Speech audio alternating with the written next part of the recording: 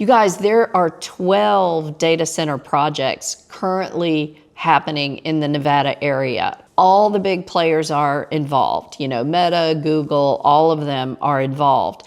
And if you know anything about Nevada, they're dry. They don't have a lot of water. I don't know how they're going to service all this. Their aquifer is not robust.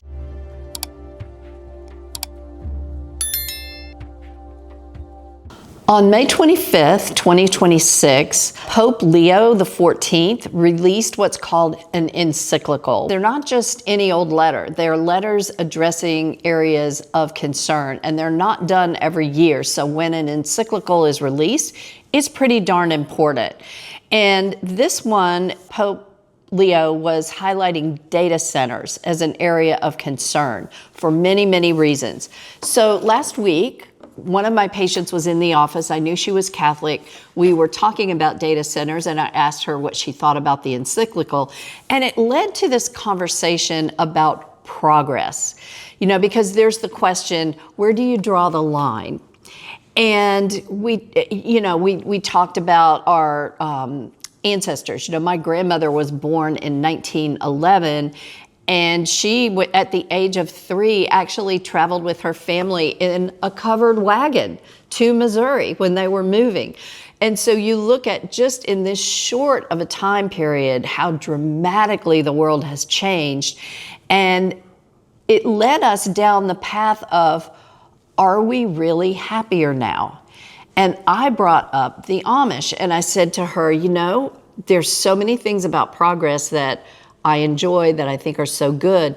But when you look at it, are we really happier than the Amish communities? You look at them, they don't commonly get sick. They are very much, they grow and eat their own food. They build things, they're very creative. They seem like a happy people. So where really is the line that you draw on how much progress has the benefit without the detriment? And then this led me down the road to thinking of our indigenous people of the world. You know, here in the U.S., we have what we call Native American Indians. Back in 2021, I took a trip to Reno, Nevada with my younger son, and we visited Pyramid Lake, which is this amazing lake, and it is on the Paiute Indian Reservation. It was quite a dramatic experience for us because there's a history center there. And I learned a couple of very, very important things. You know, first of all, it just literally, you know, brought tears to my eyes. Like I was kind of visibly upset reading about the history of how the settlers mowed over these people who had their own way of life, very oriented to nature.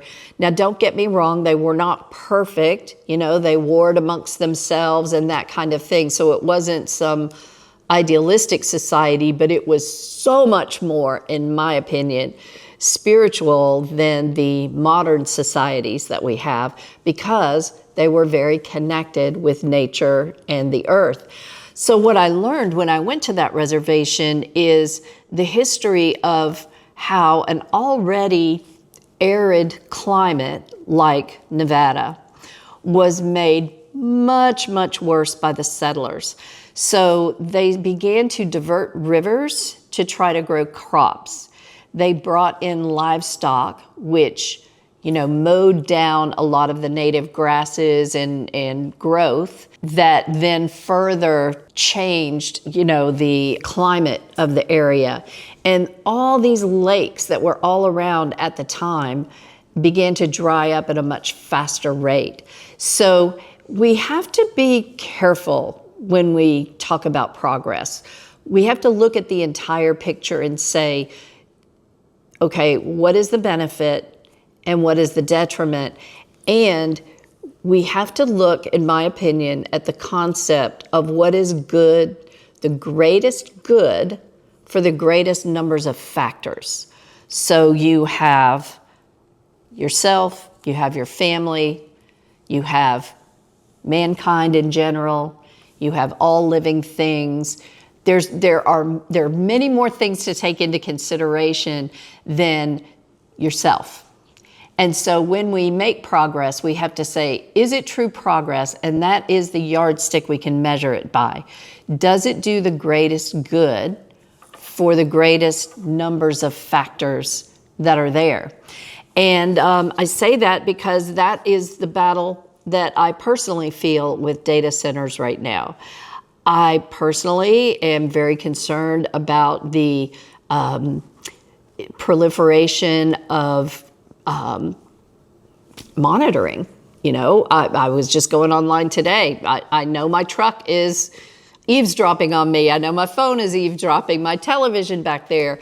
You know, everything is collecting data about us and selling it. And it's not that I have anything to hide, but I heard one gentleman say, you know, I don't have anything to hide, but when I'm taking a shower, I don't want anybody watching me. There's, you know, nothing I want people to see here. So we want to be kind of private, I think.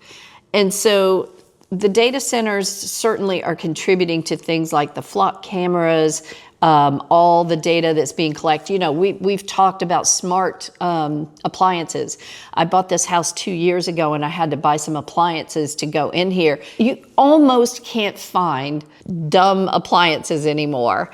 And when Kit Brucker, who is a building biologist, came over and we did a lot of filming with him, and he was filming the electromagnetic fields in the house, which is very interesting.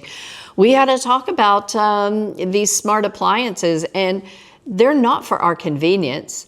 They are to gather data about our usage and broadcast it back to manufacturers.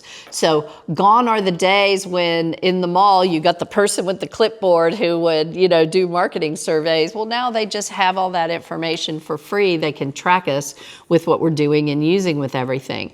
But all that takes resources. All that takes, you know, computer power.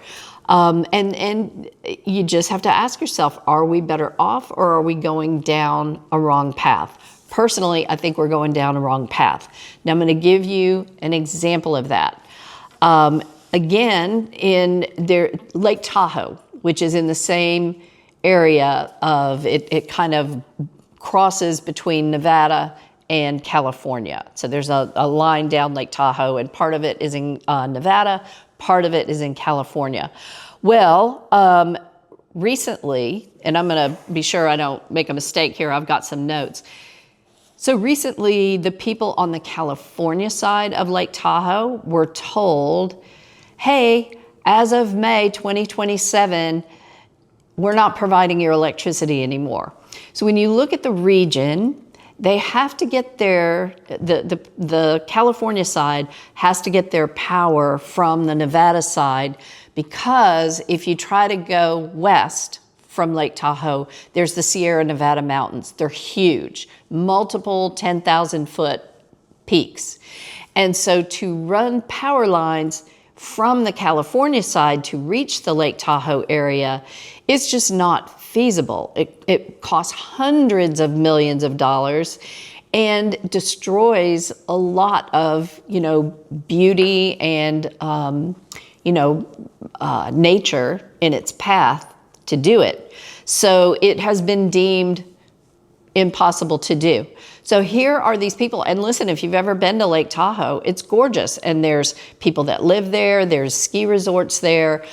All the people on the California side as of May next year, so that's less than a year, Nevada Power, it's called Nevada Energy, they supply the power to the company that actually services the California side of Lake Tahoe. They've been told, you're SOL, you know, we're just not providing it anymore. We need it for these data centers.